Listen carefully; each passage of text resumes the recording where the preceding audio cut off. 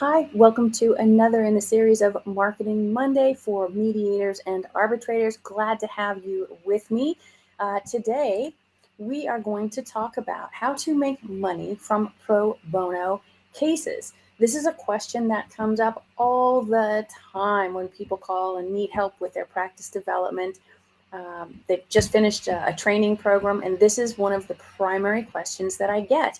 And if you followed me for any length of time, you know that I've written articles about this, I talk about this, but today we're going to go right down the list of how to transition your practice from non-paying to paying clients.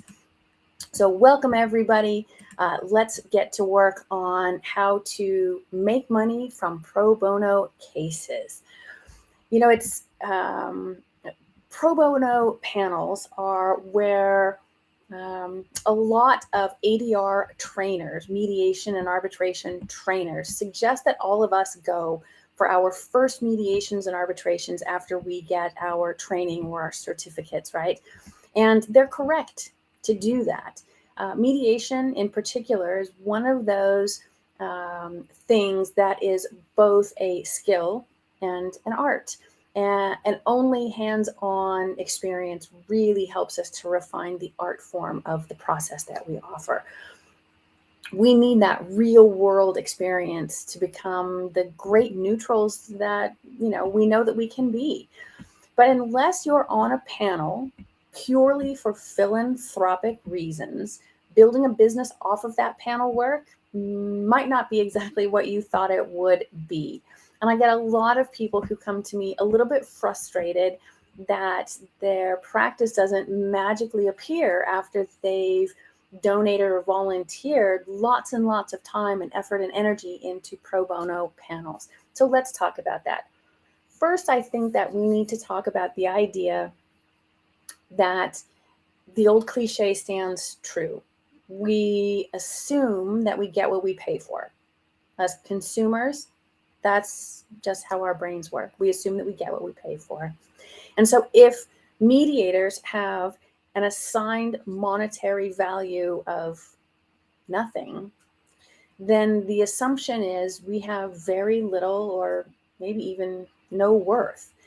And that's just wrong. Most consumers of free mediation or arbitration panels know otherwise after they've used our services. But they know and understand the tremendous value that we offer, especially represented clients. So the attorneys that use the pro bono panels, they know for sure that we are worth our weight in gold. They also love the fact that they can get us for free. Do we love that same fact? Well, I would say it's probably a love-hate situation. It's complicated. If we had to list our relationship status on Facebook, we'd say it's complicated. But some of us love it because it is our philanthropic choice. It is our calling to help people, and that's fine, right? Some of us love it though because it's where we are going to hone our skills. All right.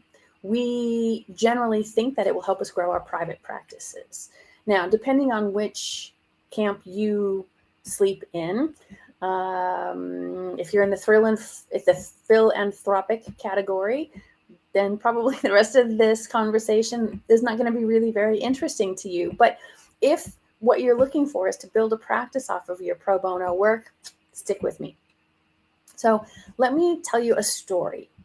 The story of a client. This is a real client. Many, many years ago, 20 some odd years ago, this woman came into my office for a consultation, and we're going to call her Jody. That is not her real name. Jody is the name of my sister, but we're going to call this client Jody.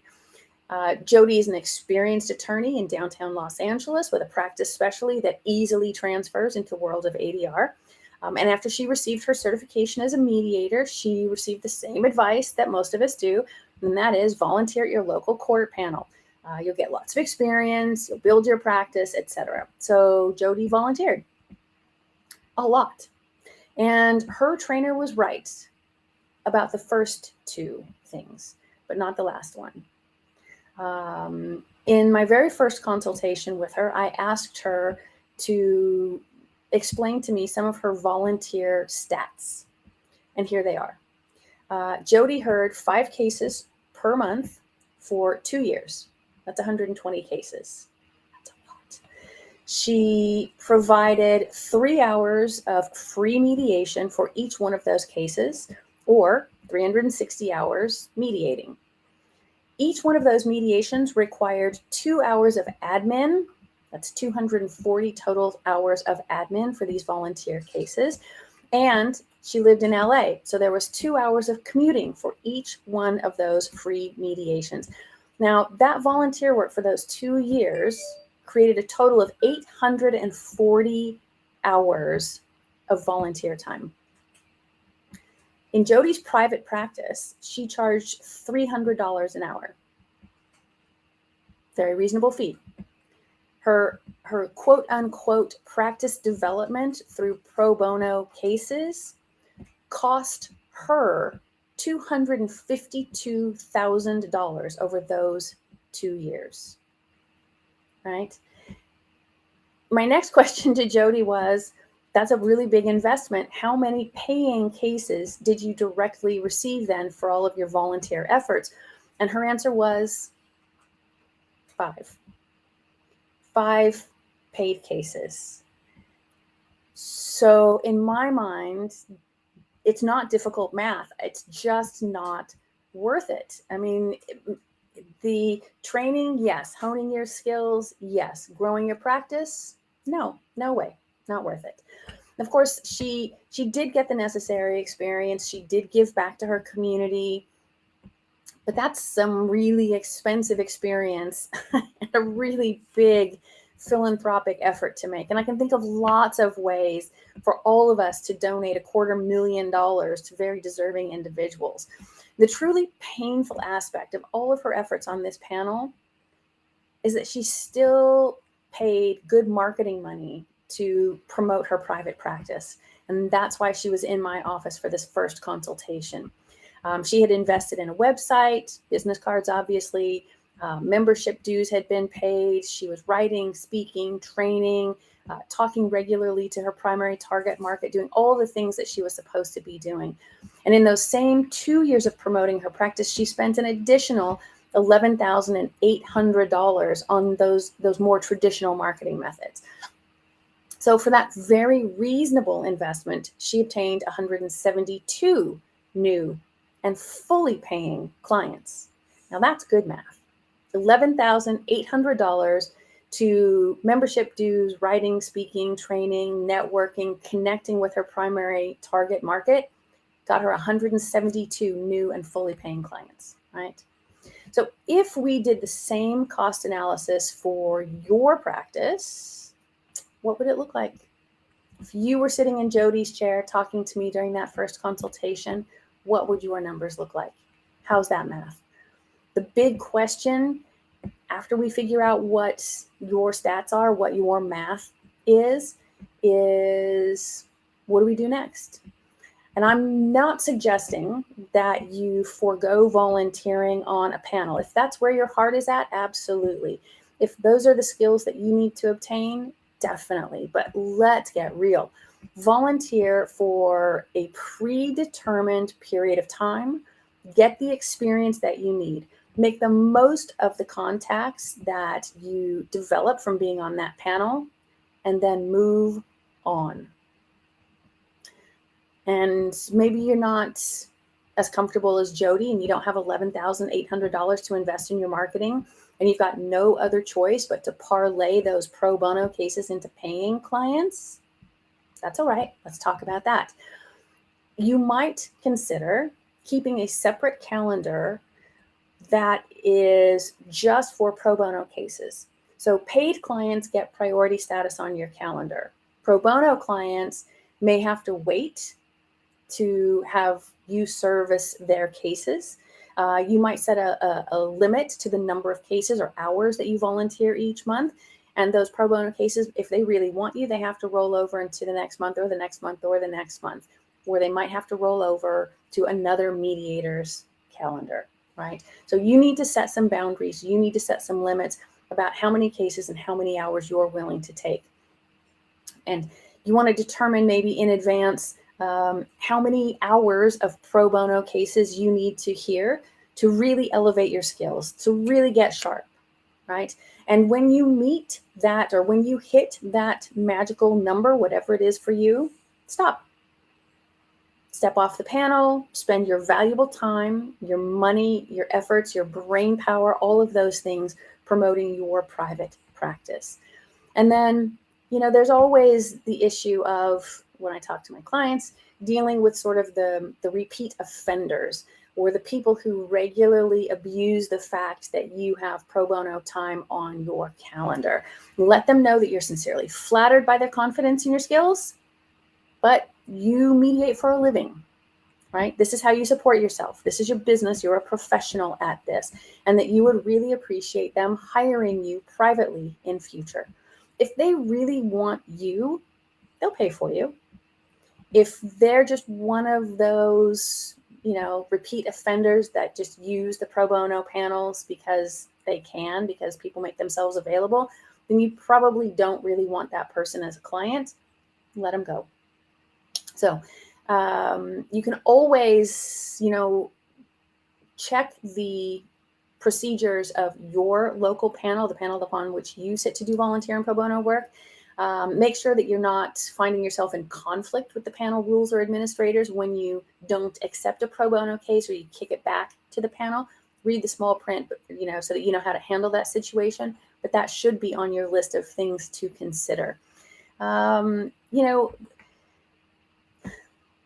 of the things that we need to think about when we're doing these cases, these pro bono cases, is that in order to parlay them, in order to move that non-paying client into a paying client, you need to keep in mind that even though they're not paying you for your services, they are paying attention to the service that they get from you. And every interaction you have with them is essentially selling them on the idea that they can trust you, that they can trust your services, that they can like you, that you're responding in a timely manner, that you're a professional. So you're always, with every interaction, promoting your practice. You're promoting our industry as a whole, but you're really promoting your practice individually. So you want to be sure that you're professional, you're considerate, you're courteous, you're customer oriented, all of those things that we all know that we should be doing. Sort of keep that top of mind. And just because someone isn't paying you for your services doesn't mean they should get a lesser service, right? The onus is on us to always provide the best service that we possibly can. We might think about what it is that our pro bono work can offer that the other neutrals in our area, region, or specialty don't offer. We want to remind them that while we're mediating for them, we want to be sure that they're comfortable, that they're well cared for, that we're doing a good job. Check in with them from time to time. When the court panel or the volunteer panel follows up with that client, they're going to be asking that question. Make sure that they can tick that box in your favor. And keep in mind always that everyone in the room is your client. And I know you've heard these things before, but they bear repeating time after time after time because they are that important. Every person in the room is your client. A lot of these folks that are going to be in your mediations have never been in a mediation before, and they've seen it portrayed probably very poorly in film or on television, and you are the ambassador for our entire industry. So make sure that you keep in mind all of these things. Once the mediation then has completed, maybe it settled, maybe it didn't, you want to be sure that you give your business card to the parties and to their representatives if they're represented, and let them know that you're available for private practice. Right? And then whether the hearing is held in a private office space or a court annex or on Zoom, be sure that you make all of the potential clients as comfortable as is possible. I know it's on repeat, but really the little things matter. So if you're meeting with them in person, make sure that you've got high quality coffees and teas, that you've got dietary snacks that take into consideration any special dietary needs, that you've got Kleenexes, that you've got menus from local restaurants, that you've got clean bathrooms, all of these kinds of things. Little things that pamper your clients and their representatives make a big difference in your ability to to transfer non-paying clients into paying clients. And then, of course, the mediation's finished up, and you want to be sure that you follow up their settlement. We'll assume that you've got it settled. You're going to follow up their settlement with a thank you letter, a really real letter, on paper, blue ink, stamp affixed, a thank you letter. And you want always, if your panel allows, for you to reach out and ask them to participate in a client survey. You want to follow up and ask them all of those questions. Did you find that I was well prepared? Was I on time? Did I answer all of your questions? Did I take all of your needs into consideration? Did I give you enough time? Did I give your clients enough? All of those kinds of questions, right? So provide a survey for them so that you can get that feedback, and then think about changing some of those things that they might comment upon. Of course, then, you want always to follow up with those clients via the traditional marketing tools like networking, sending them an article, inviting them to a speaking event, inviting them to a training event. Essentially, keep in touch with them. Keep yourself and your high quality services top of mind. Really important. So let's go back to Jody. Jody did choose to stay on the court panel, regardless of how much she got for it or how much it cost her. She decided to stay, and her reason was that's just what neutrals do. That's just what neutrals can choose to do. I would recommend otherwise, though.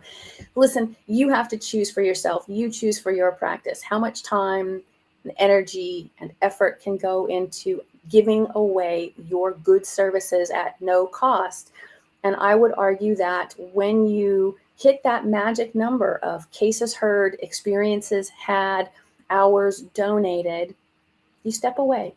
You can always volunteer with a community mediation center for philanthropic reasons, for people who need access to justice, for people who can't afford private mediation services, people who are at risk.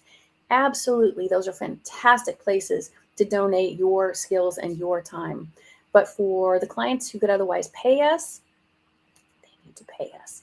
Volunteering, like I said, it can be a great way to gain experience. It lightens the load of your local court docket, helps people who really need help. You meet new potential clients on a regular basis, and you can turn them into paying clients. But don't let volunteering distract you from doing what you need to do, and that is build your practice. Be a business person first. Be a business person who happens to specialize in mediation, but be a smart business person. And for as much time as you network inside all of the legal or trade associations, double that amount of time promoting, marketing, training, being on social media. Keep up with what's happening in the ADR industry, of course, but primarily keep up with what's happening in your target markets industry. Read marketing books, read communication books, read about entrepreneurship, attend those seminars, listen to those podcasts, watch those videos. Be a smart business person. And as always, I want to thank you for tuning in this morning. Got several comments already. Thank you for watching live and interacting with me. If you want more video content like this, you can go to my website or YouTube channel. I'll put the link in the comments section. And as always, if you have any questions, any concerns about building your mediation or arbitration practice, contact me and we'll go through it together. We'll find the solution that helps you reach your goals or even surpass them. And if you've got content that you want me to address in an upcoming video, put it in the comments section. I'll get the right research put together and post a video. Thanks very much again for watching. My name is Natalie Armstrong-Motin with Marketing Resolution. Be good humans.